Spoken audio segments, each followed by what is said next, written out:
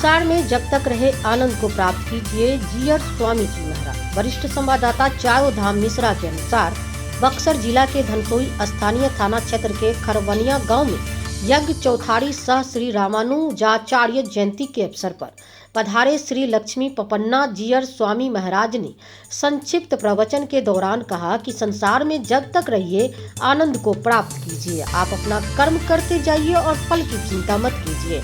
ईश्वर पर विश्वास रखिए।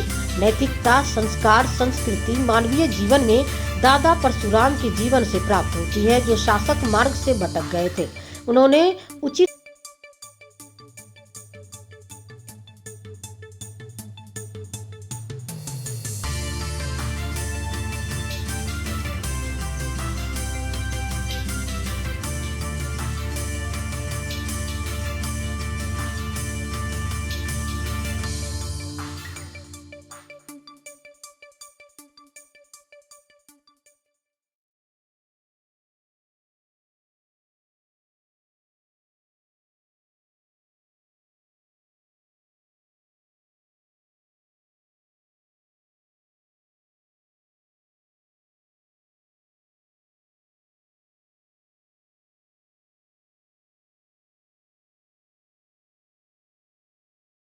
विहीनता की अपने आप द्वारा राजकाज की व्यवस्था किया जाता था। राज को अपने आप में कहीं स्वामित्व के रूप में अपना मानकर के राज करते थे। ऐसे राजाओं को अनुशासन परशुराम महाराज किए।